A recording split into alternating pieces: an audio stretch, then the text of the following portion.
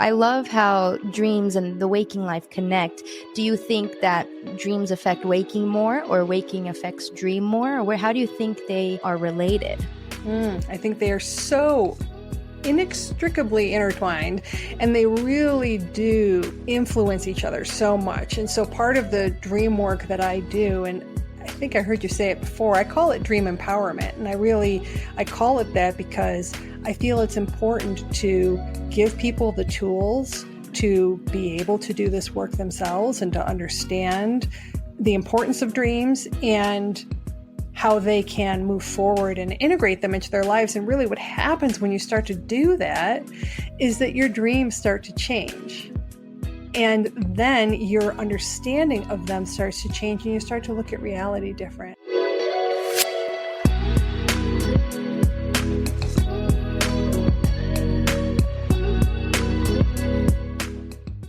Cool. Well, welcome, Meg and Mary, to the Dream World podcast. It's nice to meet you. As you know, I love talking to other people in this dream work field. And you are also giving a presentation at this year's IASD online conference. So we will get to that because I'd love to hear about it. But let's start from the beginning. Take me to how this started. What is your personal journey that led you to begin dream work for women? Yes. Well, it started really when I was a child, and I used to have amazing flying dreams and also recurring nightmares. And I really wanted to know where we were going when we were dreaming and why we were spending all of our time there and what purpose they held, if any, because we really weren't taught about them. And I found them always so fascinating. And I was always interested in everything beyond the five senses, let's put it that way. So anything mysterious, esoteric, supernatural, all of those things were very intriguing to me. And one of the first books I bought was Lucid Dreaming by Stephen LaBerge, and I was obsessed with figuring out how to do it. And then when I figured it out, I was like, okay, what's next? And I just kept going from there. I think that there was a period during which I started to ignore my dreams and, kind of subconsciously forgot about them. And then I was reminded I experienced a sort of a medical crisis, really. And that led me to do a whole bunch of inner work and healing that in the process helped me rediscover the dream world. And when I walked back into that world, I started receiving all this different guidance and really got the directive that this was what I was supposed to be doing out in the world and that I had to hurry up and get to it. So that was really what led me to starting to do the dream work with women, and also led me to become an author and write the fictional trilogy that I've created to also teach about dreams. That's awesome. That's very exciting. I can definitely resonate to that.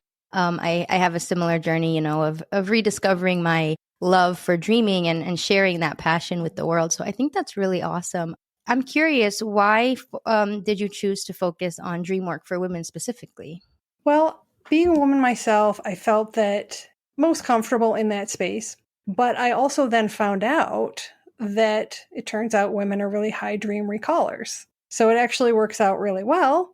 And I discovered through reading many of Patricia Garfield's books that our estrogen plays a really big role in dream recall.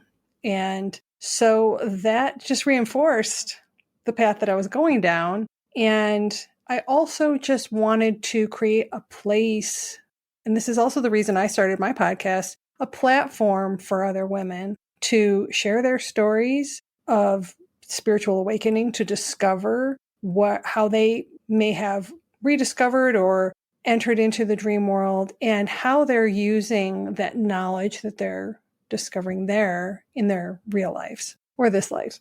Yeah, of course, waking life. I totally understand. Yes. Yeah, that's very powerful. I mean, I think as a woman, I understand that we are very innately spiritual and we're dreamers and we have that creation energy. So I think that's really, really awesome. And do you also do work with dream analysis, and how do you approach working with people in analyzing the dreams and breaking down the symbols and things like that? I do. And I have a method that I've developed called the Dream Mirror method.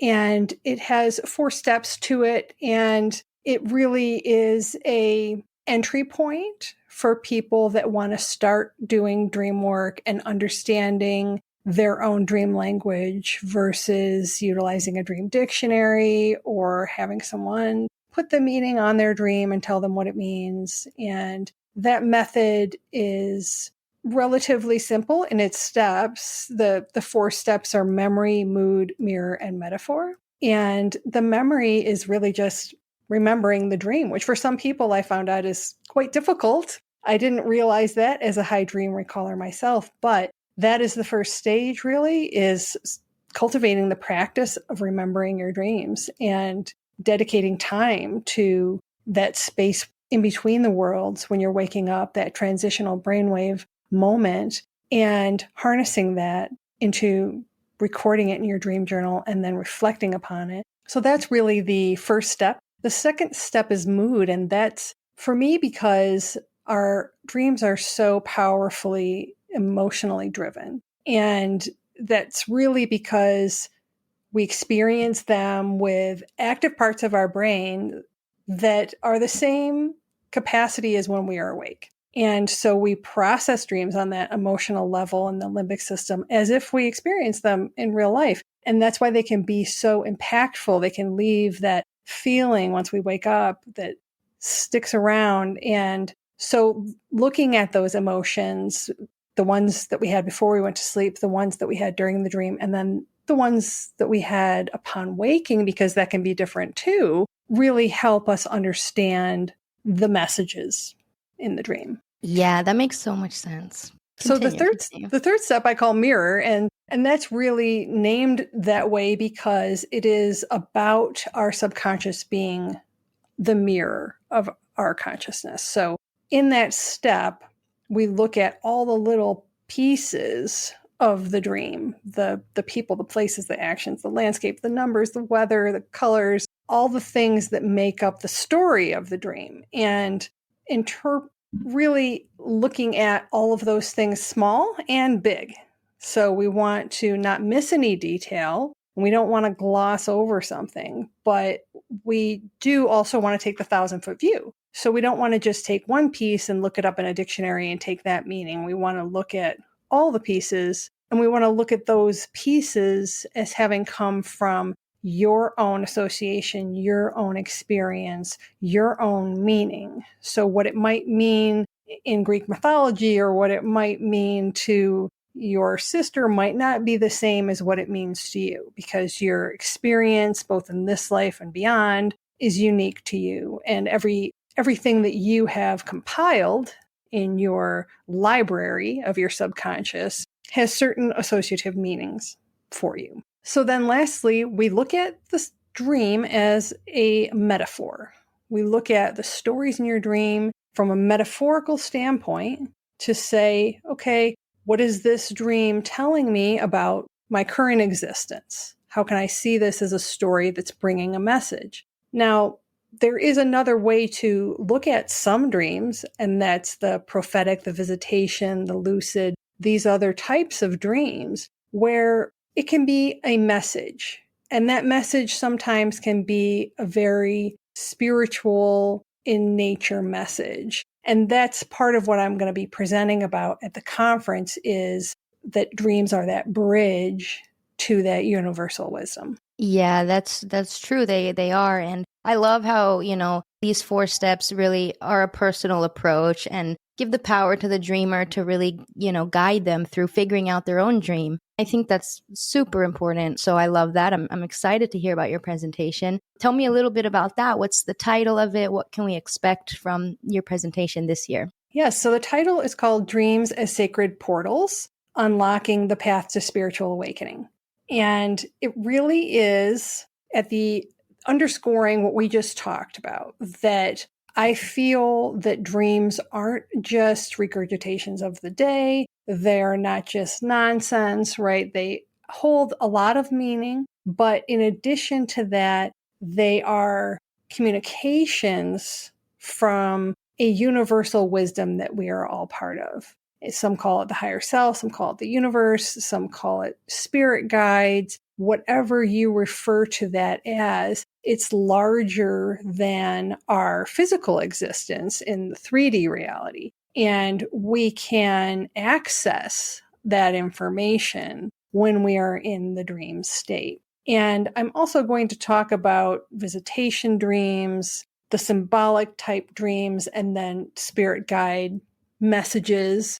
And it's going to combine the psychological viewpoint, but also a lot of metaphysical and esoteric thought in terms of how we're going to conceptually think about the dream world, and also how that can be a tool for personal growth and healing and really aligning with one's higher purpose once we can attain that information. That's great. That's really exciting. I hope that people definitely check that out because this is valuable stuff. And I'm curious, how long have you known about IASD? Have you gone to other conferences in the past?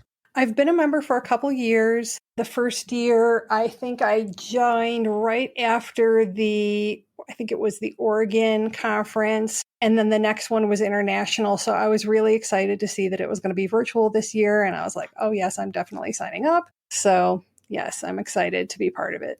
I love that. Yeah, the Oregon 2023 conference, that was the first one I went to. And I absolutely loved it. It just felt so amazing to be around people that are researching dreams and making art about dreams and all these different angles. So yeah, it's cool that it's online because we can reach so many more people, which is important, I think. Agreed. Yes, I entered the art exhibition as well. So I have 2 pieces of artwork in that this year. Oh, that's awesome. Tell me about that. How do you, make art inspired by dreams? What's your process like? Do you have anything that you can show? Somewhere I do, yes. I do paintings. And so I have 2 different ones that I entered that were both created from dreams that inspired my novels. So, yes. That's awesome. If you want to send me a picture of them later, I can just put them over the recording. I think that might be cool. Oh, definitely. Yes. Awesome. Yeah. And tell me about your novels. What are they about? Where can people find them? Yes. So the trilogy is called Witches of Maple Hollow. And the first book is called The Dream Haunters that came out last October. And The Dream Mirrors is coming out the end of this May. And then book 3, The Dream Dimensions, will be coming out in this October. So all in quick succession. And they very much are, I call it fictional self-help. So it's very much like the Celestine Prophecy in that it is a fictional story, but you're following the trajectory of the main character, Hannah Skye's spiritual awakening journey and her discovery of her long-lost family, long-lost powers, and in the process, the power of dreams. And so throughout the stories, we're constantly going in between her waking and dream life, and her dreams very much are a centerpiece of each one of the novels. So they really include so many metaphysical themes. There's too many to list, but it's everything packed in there inside basically a cozy, clean fantasy mystery.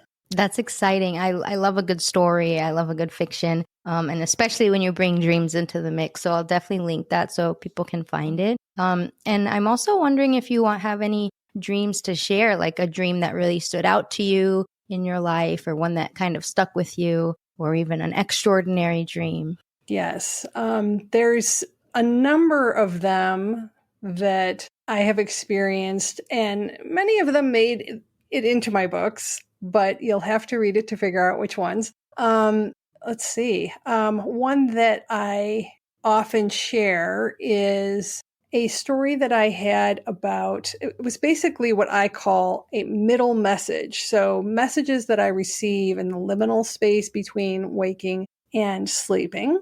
And that I like to hang out in that space as much as possible. And that's where I get a lot of, some people call them downloads, some people call them communications. And one of them was take the string from your mitten that broke and fly a kite with it. And So I had to really sit and think about what that meant to me. And so I took every part of it and I gave it a title and I said, okay, I'm going to call this Set Sail, because for me, I really had this vision of this string floating up in the air and becoming a kite. So I had to start at the beginning and say, okay, well, what are mittens to me? And to me, mittens are something that you usually wear as a child. Adults can wear mittens, but I associated them with childhood, and particularly the kind that are connected with a string. And then I thought, okay, well, what are strings? Well, strings connect things in my mind. Okay, so then I thought, all right, well, what are kites then? What's the purpose of kites? Well, for me, again, that's a childhood thing. It's something you do just for fun. And the whole object of it is to get that kite up flying in the air and blowing in the breeze. And it's usually very colorful and beautiful. And so the message was to take the string from the mitten that broke. So I'm thinking, okay, this is like a connection to my childhood that has been broken somehow that I need to rekindle. And then I see the kite as really the freedom of that realization of letting it set sail, letting it really bring that warmth that a mitten might bring from that cold exterior, and really allow it to become this beautiful flying kite. And after I had that realization, I tell this story occasionally, and it's part embarrassing and part just funny. I was shopping for a toilet bowl brush of all things on Amazon. And what comes up first but a toilet bowl brush? And the name of the brand was Set Sail. And I thought, you got to be Wow. kidding me. That's cool. And so it's just like, I knew that's the one I'm going to buy. And it was the most beautifully packaged, came with a bow on it and a nice box. And I was like, this is very strange. But it was just one of those things where I was like, the irony, the synchronicities are thick. And so I really pay attention to the middle messages as much as I do the dreams, because they're threads that come across that space and they can be so profound. Yeah, I love that description. And I think it's really cool how you approached, breaking down all the different elements of your dream and, kind of found associations of what they could possibly mean to you. And that can be a process, sometimes it takes me a while to understand a dream. So yeah, that's really cool. I love how dreams and the waking life connect. Do you think that dreams affect waking more, or waking affects dream more? Or how do you think they are related? I think they are so inextricably intertwined, and they really do influence each other so much. And so part of the dream work that I do, and I think I heard you say it before, I call it dream empowerment. And I call it that because I feel it's important to give people the tools to be able to do this work themselves and to understand the importance of dreams and how they can move forward and integrate them into their lives. And really what happens when you start to do that is that your dreams start to change. And then your understanding of them starts to change and you start to look at reality different. And I'm sure you know that when you experience lucid dreaming, you definitely start to look at reality different, because you have to start doing those reality checks all the time, asking yourself, is this a dream? Is this a dream? Well, all of a sudden you realize that so much like the shamans used to say, this is just the waking dream. Yes, true. They're so connected. I mean, lucid dreaming has showed me that, that they're both real valid experiences. And speaking of lucid dreaming, I'd love to know, like, what are your lucid dreams like? How often? Like, what do you like to do in them? Yes, I love to gather information. So as soon as I realize that I'm dreaming, I do get pretty enthusiastic about it and say, okay, show me a newspaper, give me a TV screen. I'm looking around at the walls. I'm trying to figure out what year I'm in or where I am, and really trying to go on a almost like detective mission, I would say. There's been other times where I say, well, it's a moment of empowerment. It's a moment of like realization, right? Where you say, well, I don't have to be doing this. I could be doing anything. And all of a sudden really just completely changed the scene. I had a dream where I was sitting in the back of a limo and we were just waiting and waiting and waiting because we were waiting for the driver. And then all of a sudden I realized that I was dreaming and I was like, we don't have to wait back here. We can get in the front and drive ourselves. We can go anywhere we want. We don't have to wait. And so that was, again, one of those realizations that you actually have the power to create your own reality, to move forward. You don't have to wait for that to be given to you. And I had another dream where I was being pursued by these women, and I realized that they might be nefarious creatures, but instead I made them flip upside down and all hold hands.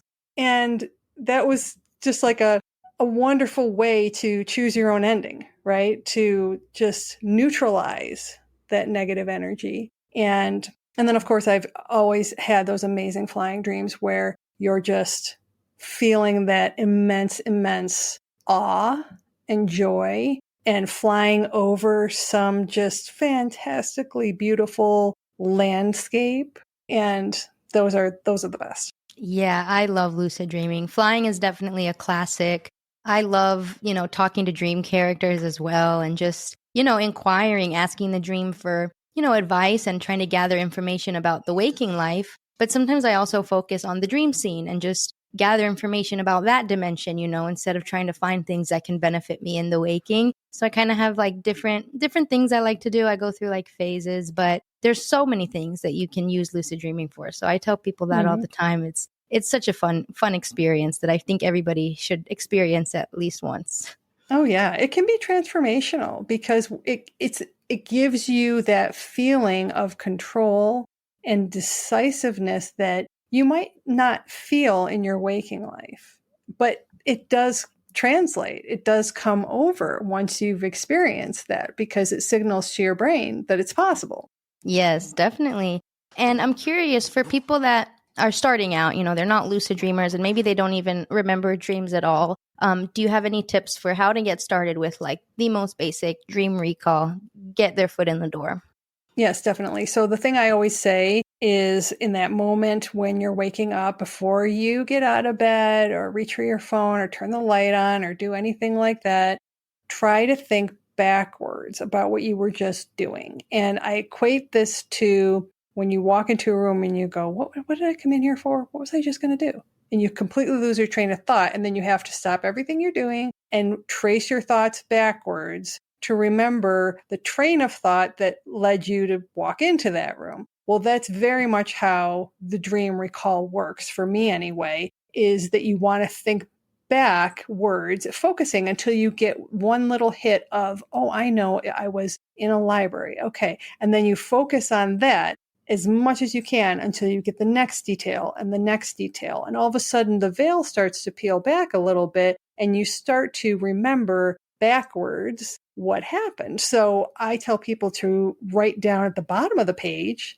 the first thing you can remember. And then as you start to remember more, you can write it above that and above that so that you end up with that linear recounting because you're going to remember it backwards, essentially. Yeah, those are some good tips. And I do that as well. It's like if I just focus on the last thing that I was dreaming, the rest of the dream kind of just starts to pull through like a thread. Yep. And yeah, that's a really helpful tip. So I definitely second that. A lot of times it takes some time to really start to train your brain to think about dreams. If you've never, someone who hasn't thought about dreams or remembered them in years or never made it a priority, that's probably contributing to the reason that you don't remember dreams. So just starting to tell your brain like, hey, this is something that we care about. Let's get a dream journal. Let's keep it nearby. That's already starting the intention setting process. So yeah, I think all that is great advice. I think everybody deserves to remember their dreams, and even people that have negative or disturbing dreams. Do you have any tips for nightmares and like,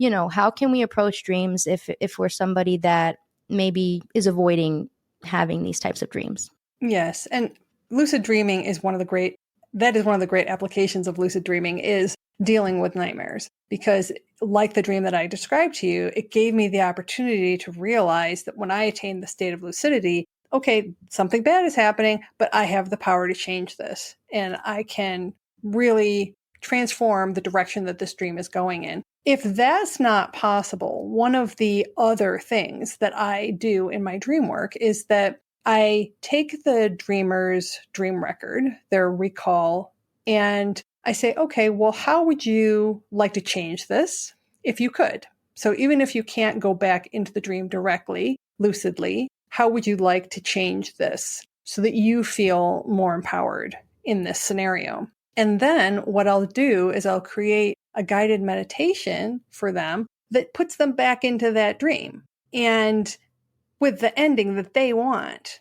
And then I also overlay sound frequencies on it that help them change their vibration so that they can really accept that new ending. And it works both as a suggestion to the subconscious and also a pathway into the confidence of being able to create that alternate ending so that you don't have to be afraid of that reoccurring again because your mind already knows a different ending. Yeah, that's true. I think that that's one of the most well-established uses for lucid dreaming as working with nightmares. It is really empowering. And I love that, there's so much research on it. So this is something that we just have established as a society. So it's something that people can get a lot out of. And changing the ending really can change the negative effects that we're feeling towards a dream. And it's good practice for incubating dreams and deciding what you want to dream about and the type of content that, we want to see in our dreams. So yeah, it's really powerful. And I know that it can be scary for a lot of people to embrace these dreams full on and start to, work with them. But it's definitely so rewarding. I see it all the time. So I definitely second that. And yeah, I'm really excited for everything coming up, the online conference, other dream events. Where can people find you? And also, what do you have going on that you just want to share with people? Yeah, so everything can be found at meganmary.com. And on there, I have my books. So the trilogy of Witches of Maple Hollow. I have my podcast, which is called Women's Dream Enlightenment. And on there, I have women come on and share their dreams as well as their stories of spiritual awakening. I have online courses for women's dream decoding. And yes, you can find all of that there on the site.